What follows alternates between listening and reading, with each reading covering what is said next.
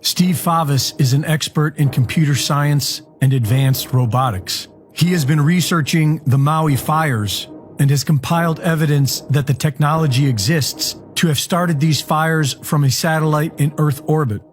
He has also confirmed that the CCP had satellites capable of doing so above Maui at the time of the fires.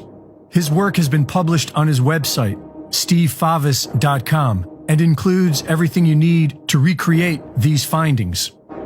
The most efficient way to ignite a fire on the surface from a satellite in Earth orbit would be to paint the target in segments by pulsing the laser with an advanced targeting system. To see if this were possible, Favis calculated what it would require to create a meter-wide, mile-long fire. Fired from a satellite, the Earth's atmosphere will absorb and scatter some of the laser energy, and so the laser would need to be in a wavelength range that minimizes this.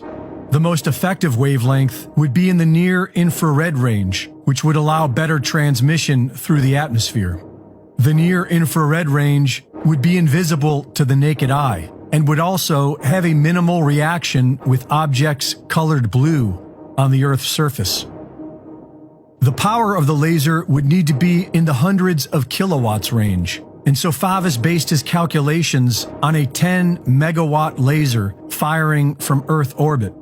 Assuming that the atmospheric loss amounts to 50% of the overall power and only 5 megawatts reaches the surface as a 1 square meter beam, it would ignite a fire almost instantly.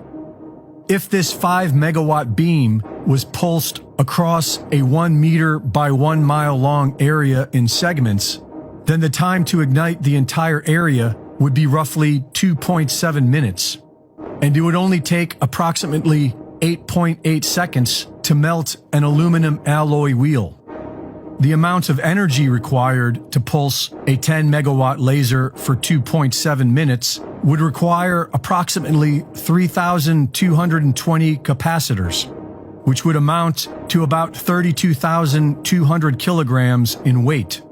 Using MetLab software and plugging in public data provided from NORAD, he found that satellites launched and monitored by the CCP were directly above the Maui fires at the time of ignition.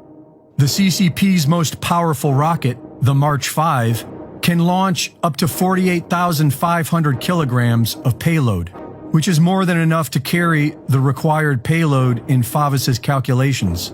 But Favis has found that the CCP has much more powerful lasers deployed already.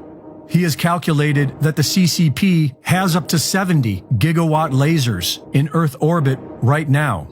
That's at least 100 times more powerful than what he factored into these calculations. Adjusting NORAD's default Coordinated Universal Time, or UTC, to the local time zones, Favis found the following. The Olinda fire was ignited at approximately 10:47 p.m. on August 7th. At this exact time, CCP satellite labeled NORAD 53299 was directly over the location. The Lahaina fire was ignited at approximately 6:37 a.m. on August 8th. At this exact time, CCP satellite labeled NORAD 55836 was directly over the location. The Kula fire was ignited at approximately 11:30 a.m. on August 8th. At this exact time, CCP satellite labeled NORAD 53299 was directly over the location. The so-called deep state does not want you to know that deadly lasers of mass destruction are freely traveling above us.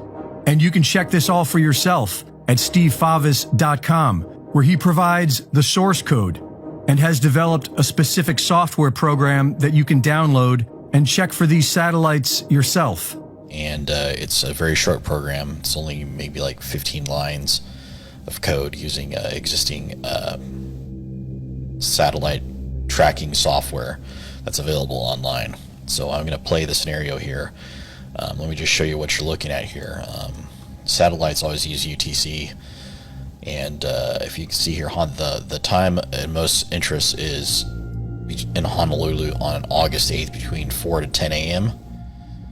And the UTC time here conversion, it's really confusing converting time zones, is about right here. So this is the area right here I want to focus on as far as when these fires were reported in Maui. As you can see right here, this is 4 a.m. to 9 a.m. basically. And I'm going to play the simulation here. This is the time that's reported in UTC, so be sure to be aware of UTC time difference.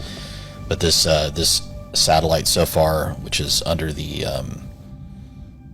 5728 NORAD CAT ID, NORAD tracks these things.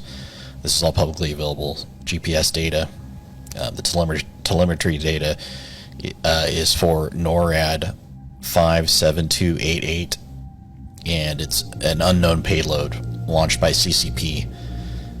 And the payload's large enough to host a space-based laser, and the physics are proven on my website at mrrobots.com/lasers. So I'm going to play the video now, okay? I'm going to clear the screen now,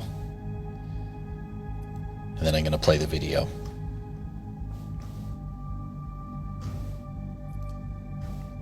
So here's a passing of it right now. It's going to come through here and pass. Again, this is NORAD CAT 57288, and this is Hawaii over here. You can see just when the sun rose around here. This is Hawaii right here, okay? So this is the area that we're focusing on when this satellite passes. Okay, it's about to pass now. I'm going to pause it when it goes about the peak area, and I'll give you the exact time of it when it passes over Maui.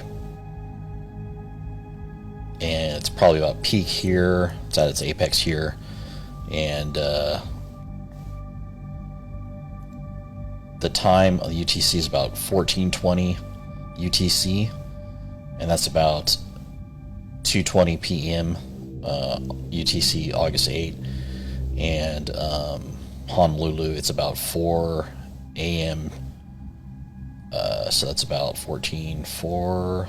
So that's early morning. So again, as this thing still passes, you can see how fast it's going, and that phase right there between is enough to start the fires and cause damage. Basically, I'll rewind it a little bit, and I'll play it a little closer.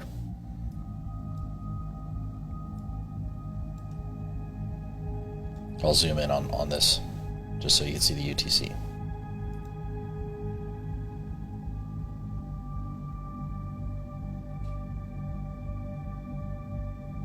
And that's about the peak of it right there. Thank you for watching. If you like this content, I'll post more validated data along with the source code